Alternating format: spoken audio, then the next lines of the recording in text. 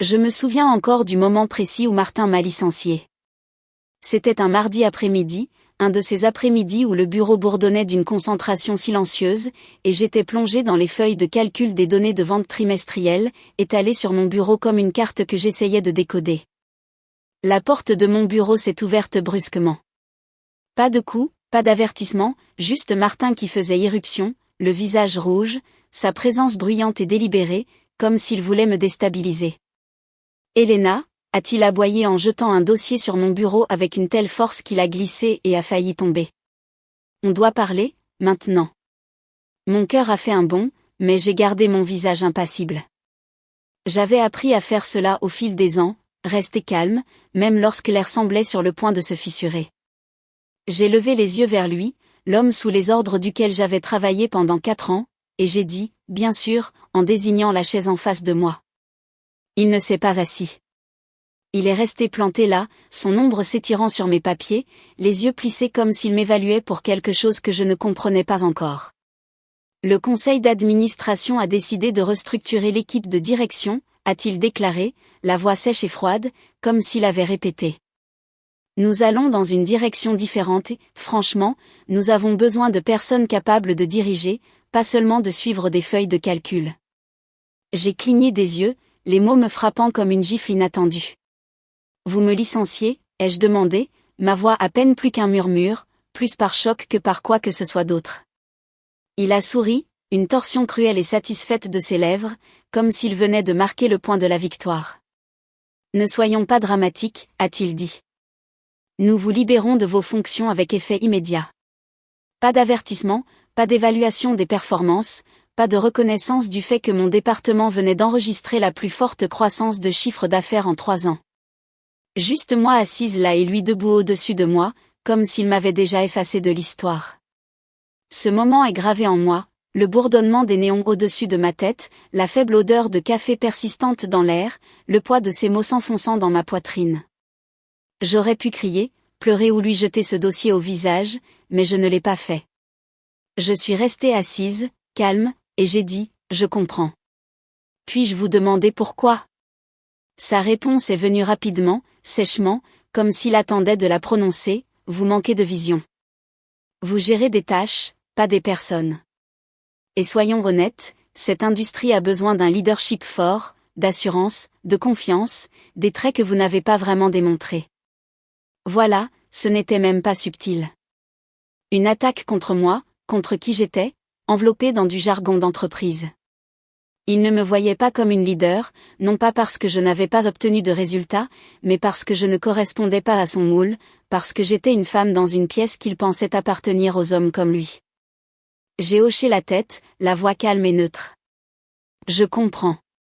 Il m'a regardé d'un air perplexe, décontenancé, je pense. Il voulait une dispute, une explosion qu'il pourrait utiliser pour prouver son point de vue. Mais j'avais appris depuis longtemps à me maîtriser dans des pièces pleines d'ego.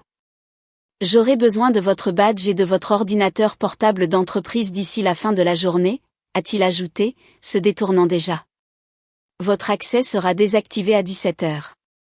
Les RH ont les détails de votre indemnité de départ. Je me suis levée, j'ai tendu la main et j'ai dit, merci Martin, j'apprécie la clarté. Il a hésité, a serré ma main et a marmonné, bonne chance, avant de sortir, satisfait, comme s'il venait de gagner quelque chose. Je me suis rassis, j'ai expiré lentement et j'ai regardé la photo encadrée sur mon bureau, mon père souriant lors de l'inauguration du premier bureau régional de l'entreprise. La même entreprise dont Martin venait de me libérer. Mes mains ne tremblaient pas, ma respiration ne s'accélérait pas. En fait, je me sentais plus légère. Parce que ce que Martin ne savait pas, ce que personne dans ce bâtiment ne savait, c'est que je n'étais pas seulement une chef de département qu'il pouvait jeter comme une vieille chaussette. 2 semaines auparavant, quelque chose avait changé, quelque chose d'énorme, et j'attendais le bon moment pour l'utiliser. J'ai passé mes doigts sur le bord du cadre photo et j'ai murmuré, « Tu m'as dit d'attendre, papa. Attends que le moment soit venu. » Et maintenant, le moment était venu. Laissez-moi vous ramener un peu en arrière pour que vous compreniez pourquoi cela m'a tellement blessé et pourquoi cela a préparé le terrain pour tout ce qui a suivi. Mon père, James Wren, a bâti cette entreprise à partir de rien. René a commencé comme une petite start-up technologique dans un garage loué, juste lui et une poignée de rêveurs qui bricolaient du code et des circuits. Il avait cette vision, non seulement de l'innovation, mais aussi des personnes. Il croyait qu'une entreprise n'était pas ses produits ou ses profits, mais les êtres humains qui se présentaient chaque jour pour la rendre réelle. J'ai grandi dans ce monde. Enfant, je passais mes week-ends à son bureau, allongé sous son bureau avec des crayons pendant qu'il travaillait. Il m'emmenait aux réunions, me présentait à son équipe, pointait du doigt une baie de serveur et disait « Elena, c'est comme ça qu'on construit les choses, avec du travail acharné, des idées et de la confiance. » Il me frottait les cheveux en souriant et j'avais l'impression de faire partie de quelque chose de grand. Lorsqu'il est décédé il y a 5 ans, une crise cardiaque soudaine qui nous l'a volé, j'avais 25 ans, fraîchement sorti de l'université, et le cœur brisé. L'entreprise l'a ressenti aussi. Il était son âme, sans lui, elle a commencé à dériver. J'ai rejoint René peu de temps après, en commençant par le bas, comme il l'avait toujours voulu. Tu dois le mériter, Elena, avait-il dit.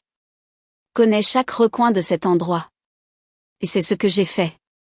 J'ai travaillé au service client, à la logistique, au marketing, m'imprégnant de tout. J'adorais ça, le chaos, les défis, les victoires silencieuses lorsqu'un projet aboutissait. Mais ensuite, Martin est arrivé. Martin Rie est arrivé 1 an après la mort de papa, tout en charme et en référence, MBA à Harvard, costumes élégants, une poignée de main qui s'attardait juste assez longtemps pour paraître calculée. Le conseil d'administration a adoré. Il le voyait comme l'avenir, un homme de chiffres qui allait nous moderniser. Mais j'ai vu ce qu'ils n'ont pas vu. Il n'était pas là pour les gens, il était là pour le pouvoir. Il a commencé à prendre des raccourcis, à licencier des vétérans qui étaient avec nous depuis le début, les remplaçant par des employés moins chers qui ne connaissaient pas notre histoire. Il a transformé les réunions en sa scène personnelle, écrasant les idées qui ne venaient pas de lui ou de son cercle restreint. La culture que mon père avait construite, chaleureuse, collaborative, humaine, a commencé à s'éroder. Et moi, j'étais juste une autre voix qu'il ignorait. Je suis restée, cependant. Je pensais pouvoir protéger ce qui restait de l'héritage de papa. J'ai travaillé plus dur que jamais, dirigeant mon équipe avec le même soin qu'il avait démontré. Je suggérais des stratégies, comme la fois où j'ai proposé un plan marketing qui aurait pu nous faire économiser des millions, et Martin l'a balayé d'un revers de main, disant que c'était trop risqué, pour ensuite le présenter comme le sien 1 semaine plus tard. Je restais assise là, à me ronger les sangs, le regardant s'attribuer le mérite de mon travail. Ce n'était pas seulement moi qu'il négligeait, c'était tous ceux qui ne lui baisaient pas les pieds, les femmes, les personnes discrètes, les gens qui se souciaient plus des résultats que de l'apparence. Il se pavanait dans le bureau comme un roi, lançant des commentaires sarcastiques, s'attendant à ce que nous nous démenions. Et je me démenais, non pas pour lui, mais pour l'entreprise en laquelle je croyais encore. Jour après jour, je me suis investi dans cet endroit. Je restais tard, à éplucher les données, à peaufiner les projets, à remotiver mon équipe lorsque le moral était au plus bas. Nous avons franchi des étapes importantes, comme cette plateforme logicielle que nous avons construite à partir de zéro. C'était épuisant. Mon équipe et moi avons passé des nuits blanches, alimentées par le café et l'entêtement pur. Lorsqu'elle a été lancée, ce fut un succès. Les ventes ont explosé, les blogs de l'industrie étaient dithyrambiques. J'étais si fière de nous. Mais lors de la fête de célébration, Martin est monté sur scène, un verre à la main, et a porté un toast à son leadership. Pas un mot sur les personnes qui avaient rendu cela possible. Je suis restée au fond, les bras croisés, le regardant se prélasser. Mon équipe méritait d'être sous les feux de la rampe, pas lui. Mais je ne me suis pas précipitée là-haut. J'ai juste souri faiblement et j'ai continué. Il y avait des soirs où je restais assise dans mon bureau après le départ de tout le monde, le bourdonnement du bâtiment s'estompant dans le silence, et je me demandais, suis-je suffisante ? Je repassais les mots de Martin en boucle, vous manquez de vision, vous n'êtes pas assertive. Et je ressentais ce doute lancinant. Avait-il raison ? Étais-je trop douce, trop discrète ? Mais ensuite, je pensais à mon père, à la façon dont il dirigeait avec bienveillance et avait tout de même bâti un empire. Non, je me disais, ce n'est pas moi, c'est lui. Ils ne voient pas la valeur à moins qu'elle ne soit bruyante et impétueuse. J'avais des alliés, cependant, de petites lueurs dans le brouillard. Sarah de la comptabilité, qui me glissait un café et un sourire quand j'avais l'air épuisé. Tu es la vraie star, Elena, disait-elle. Tom de l'ingénierie, qui approuvait mes idées même quand Martin les rejetait. Il me voyait, même s'il ne le faisait pas, et cela me permettait de continuer. Un soir, je travaillais tard encore une fois, quand Martin est passé devant ma porte ouverte. La lampe de mon bureau projetait une douce lumière sur le chaos des papiers et des tasses à café vides. Il s'est penché, souriant. Tu brûles l'huile de minuit, hein? Le dévouement, c'est bien, mais ça ne gagne pas les guerres. J'ai levé les yeux, fatigué mais ferme. Peut-être pas, ai-je dit, mais ça construit des choses qui durent. Il a ri comme si j'avais dit quelque chose d'amusant et est parti. J'ai regardé la porte vide, la frustration bouillonnant en moi. Il pensait que j'étais une note de bas de page. Il n'avait aucune idée de ce qui allait arriver. Tout a changé le jour de mes 30 ans. Je me suis réveillée avec la lumière du soleil qui traversait la fenêtre de mon appartement, une douce chaleur m'enveloppait. Je n'étais pas très portée sur les anniversaires, trop occupée d'habitude, mais celui-ci était différent.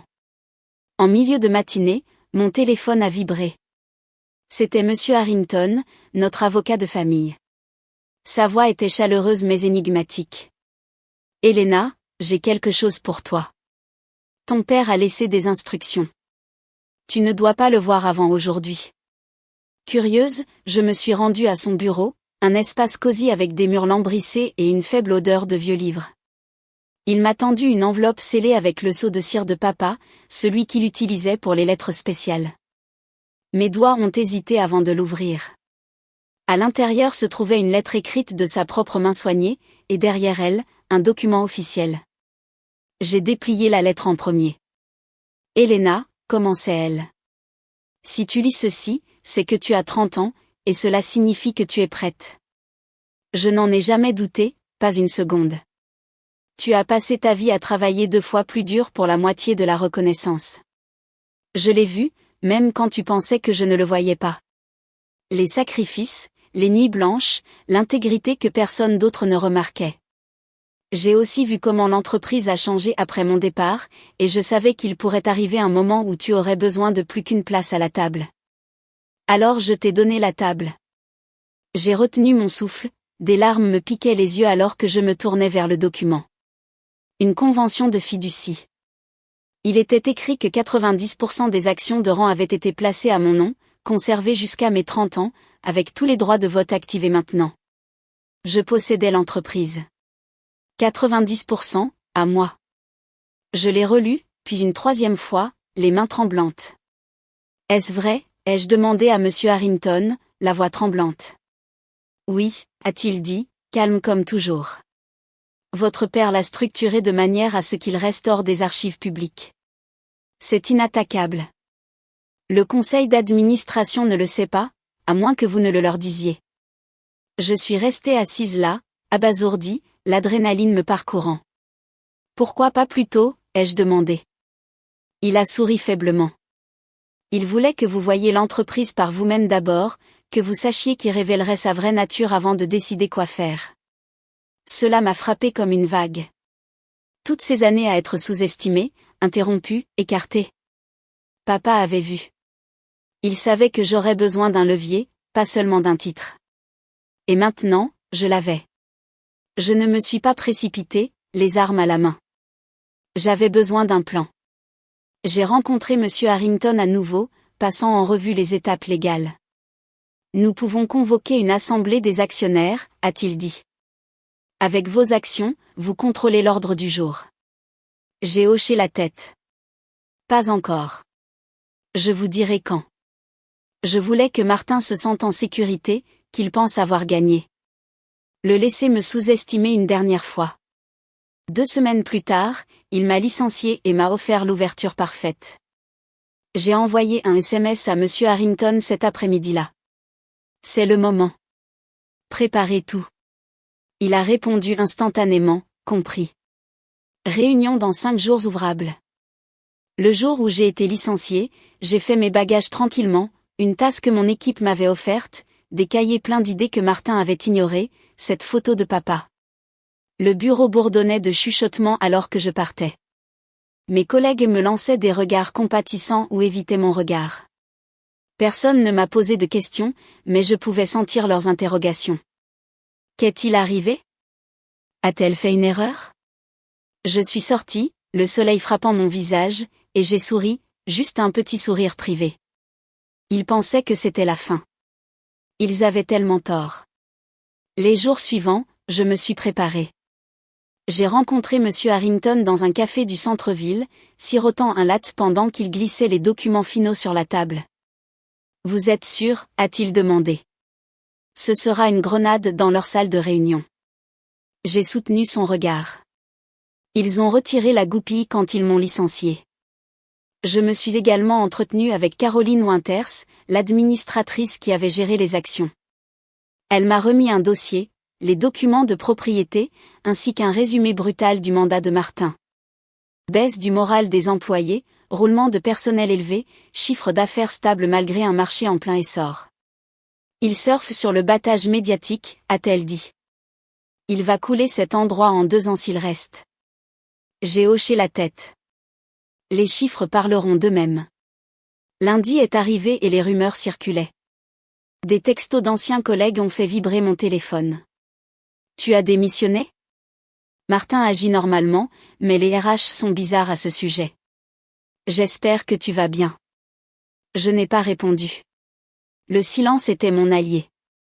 Ce soir-là, je me suis tenue devant mon miroir, essayant un tailleur pantalon bleu marine que j'avais acheté il y a longtemps mais que je n'avais jamais porté. Élégant, cintré, le genre que l'on porte pour s'approprier une pièce. J'ai répété quelques lignes, pas un discours, juste la vérité, simple et claire. Mardi matin, je suis entrée chez René, passant devant la réceptionniste qui a cligné des yeux 2 fois mais ne m'a pas arrêtée. Monsieur Harrington m'a rejoint près des ascenseurs. Ils sont là-dedans, a-t-il dit. Martin pense que c'est une revue stratégique.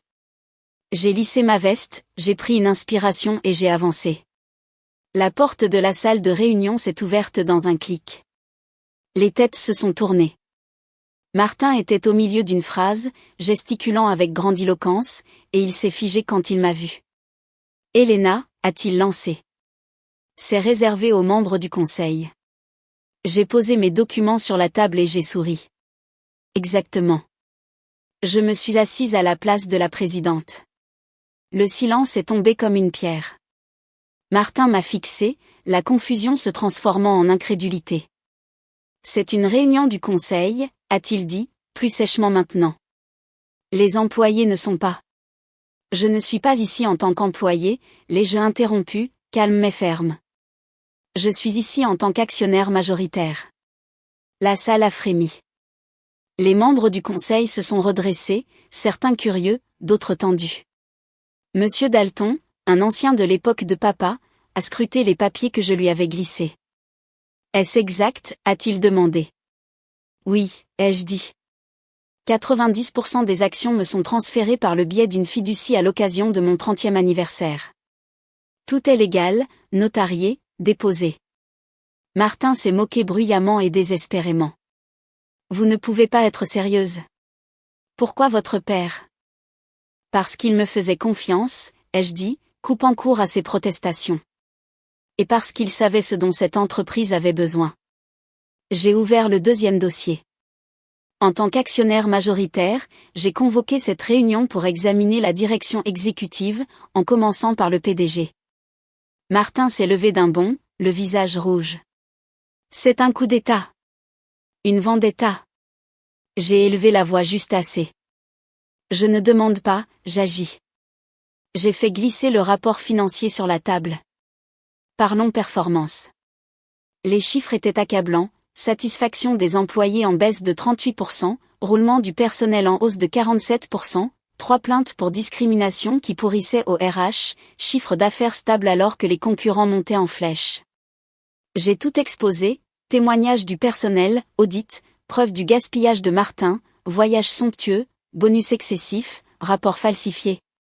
Tout cela sous votre surveillance, ai-je dit en le regardant droit dans les yeux. Il a balbutié, vous déformez tout par vengeance. Je n'ai pas besoin de déformer, ai-je répliqué. J'ai des faits. Vous avez misé sur le fait que personne ne vous contredirait. C'est fini maintenant. J'ai sorti le dernier document. Avec effet immédiat, je propose de destituer Martin Ry de ses fonctions de PDG. Mon vote de 90% l'emporte.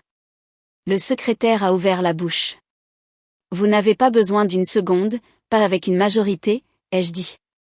Monsieur Dalton a hoché la tête. La motion est adoptée. Martin a frappé la table du poing, mais il ne s'est pas battu longtemps. Il est sorti en trombe, la rage déformant son visage, et pour la première fois, il n'avait pas l'air puissant, juste petit. Je me suis tourné vers le conseil d'administration. Cette entreprise mérite mieux. Ses employés aussi. À partir d'aujourd'hui, c'est ce que nous allons leur donner. Monsieur Dalton a esquissé un faible sourire. Bienvenue Elena. Je ne me suis pas arrêté à le licencier. Le faire tomber m'a fait du bien, c'était net et satisfaisant, mais il ne s'agissait pas de vengeance. Il s'agissait de reconstruire. Ce lundi-là, j'ai convoqué une réunion générale dans le hall principal. La salle s'est remplie lentement, les employés méfiants et curieux. Je me tenais seul, sans notes, juste moi. Certains d'entre vous me connaissent. J'ai commencé ici. D'autres ne savent que ce qu'ils ont entendu. Mais je suis ici pour restaurer la confiance. J'ai souri faiblement. J'ai été licencié la semaine dernière, on m'a dit que je n'étais pas ce dont cet endroit avait besoin. Je n'ai pas discuté, pas à ce moment-là, parce que le leadership ne consiste pas à crier, mais à avoir une vision et du respect. Quelques rires ont brisé la tension. Ils écoutaient. Pendant des années, cette entreprise a fonctionné grâce à vous, à vos idées, à votre courage, à votre foi en elle. Cela s'est perdu. À partir d'aujourd'hui, cela revient. J'ai passé des semaines à écouter, à rencontrer tout le monde, des stagiaires aux agents d'entretien, à leur demander ce dont ils avaient besoin. J'ai promu Maya, qui avait été un pilier du service client, à la tête de l'expérience client. J'ai réembauché Kevin, un développeur que Martin avait chassé. J'ai vidé les RH, licencié les managers qui avaient semé la peur et lancé l'initiative « Les personnes d'abord », reconnaissance pour tous, plus de plafond de verre. Le changement a été lent, puis soudain. Les rires sont revenus dans la salle de pause, les bureaux se sont couverts de plantes, de photos. Un jour, j'ai vu une note sur un tableau blanc, elle est revenue. Non pas qu'elle a gagné, mais qu'elle est revenue. Cela m'a touché plus profondément que n'importe quel titre. 1 an plus tard, je me tenais devant les portes vitrées en tant que PDG, le tailleur impeccable, la paix s'installant en moi. Notre meilleur trimestre en 5 ans, le chiffre d'affaires en hausse, la fidélisation des employés au beau fixe. Tout était bien fait. Le bureau semblait revivre, comme à l'époque de papa. J'ai gardé son portrait derrière mon bureau, un rappel discret. On l'a fait, lui ai-je murmuré un soir, seul avec les lumières de la ville à l'extérieur. Ce n'était pas seulement une victoire, c'était chez moi. Si cette histoire vous a touché, cliquez sur le bouton « J'aime », partagez-la avec quelqu'un qui en a besoin et abonnez-vous pour en savoir plus. Laissez un commentaire, dites-moi ce que vous en pensez, vos propres histoires. Construisons quelque chose de réel ensemble. Merci d'être là.